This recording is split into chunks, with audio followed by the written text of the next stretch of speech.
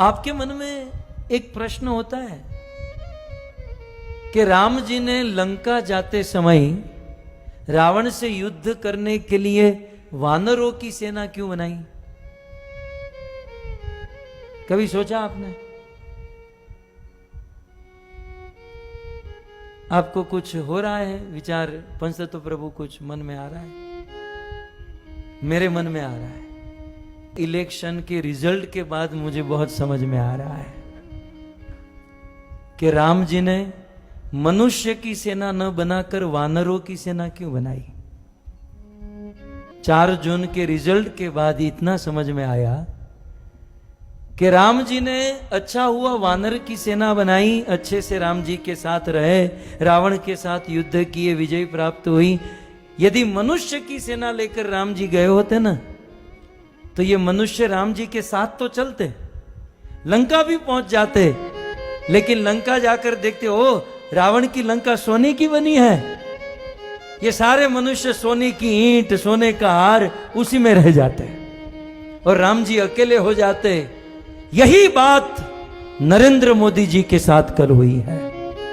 सस्ता राशन चाहिए, सस्ता गेहूं चाहिए, सस्ता चावल चाहिए, उस थोड़े बहुत धन रुपये के प्रलोभन में एक साधु का साथ छोड़ दिया भारत के लोगों ने।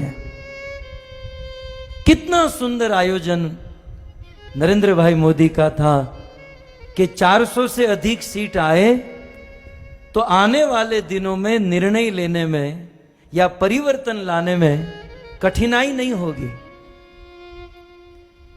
लेकिन हमारे अपने ही सनातन धर्मी हिंदू भाइयों ने, बड़े दुख का विषय है, मुस्लिम भाइयों ने 90% वोट किया और ये कहलाने वाले सनातन हिंदू धर्मी ने केवल 50-55% वोट किया। मैं आपके हाथ उंगली देखना नहीं चाहता हूं या दिखाना नहीं चाहता हूं कि हम कैसे हैं,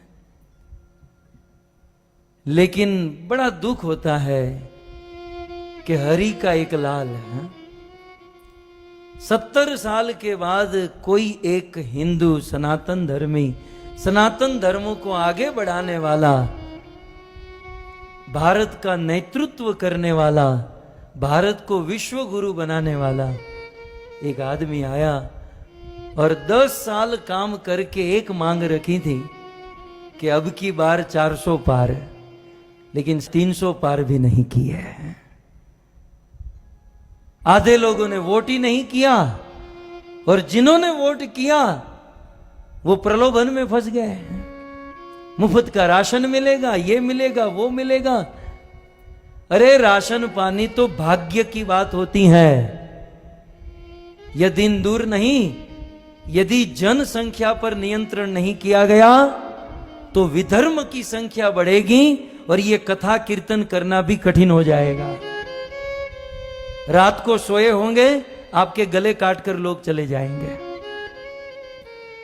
इतिहास के पत्ते पलटे ना, छत्रपति शिवाजी महाराज ने यह मुहिम चलाई थी, लेकिन छत्रपति शिवाजी महाराज को सनातनी हिंदू धर्मी ने ही साथ नहीं दिया और आगे बढ़े तो महाराणा प्रताप ने यह मुहिम चलाई थी। उनके अपने ही लोगों में फूट पड़ गई और उन्होंने साथ नहीं दिया और आगे बढ़े। भारत आजाद हुआ तो सरदार वल्लभ भाई पटेल ने मुहिम चलाई, लेकिन उनको ही अपने ही लोगों ने साथ नहीं दिया। और आजादी के 70 साल के बाद एक आदमी 10 साल के अगाह परिश्रम के बाद 400 पार जाना चाहता था, लेकिन हमारे अपने हिंदू सनातन धर्मी ने ही उनका साथ नहीं दिया। मैं तो मोदी जी को यदि मेरी आवाज पहुंचे तो यही सलाह दूंगा, भाई आप 70 साल के हुए हो, खा पीकर मौज करो, ये किसी के नहीं होने वाला है। इनको गुलामी करने की आदत ही पड़ गई है। एक आदमी ने बहुत सुंदर लिखा कि ऐसा लग रहा था कि हिंदू जागा है। ऐसा लग रहा था पिछले 10 सालों में कि हिंदू जागा है, लेकिन कल समझ में आया जागा था बाथरूम करने के लिए, फिर सो गया।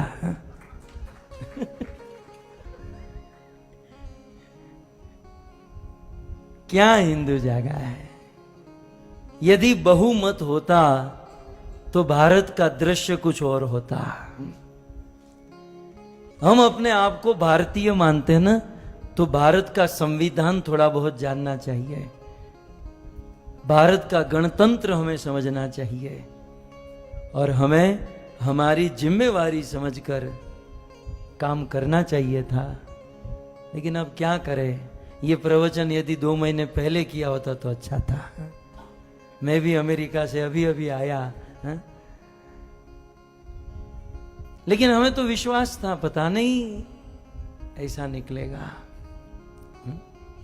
एक बात याद रखिएगा, मोदी जी तो प्राइम मिनिस्टर बनेंगे, वो तो बड़ा प्रधान हो ही चुके हैं, लेकिन जो उनको निर्णय लेने हैं वो नहीं ले पाएंगे क्योंकि अल्पसंख्यक है। जो उनको क्रांति लानी वो नहीं कर पाएंगे। तो इस दौर से ये मोदी जी की हार नहीं है, ये हम हिंदुओं की सनातन धर्म की हार है, ये हम लोगों की हार है। और हम लोग वो छोटे छोटे प्रलोभन में हैं। मुफ्त का राशन मिलेगा, गैस का बाटला सस्ता हो जाएगा, तेल सस्ता हो जाएगा, હવે લઈ લો સસ્તું કરજો હવે તમે। धर्म के, इस सनातन धर्म के उजागर करने में एक बहुत बड़ी आश थी, एक बहुत बड़ा होप था, लेकिन नतीजे के बाद बहुमति से यदि मोदी जी नहीं आए तो एक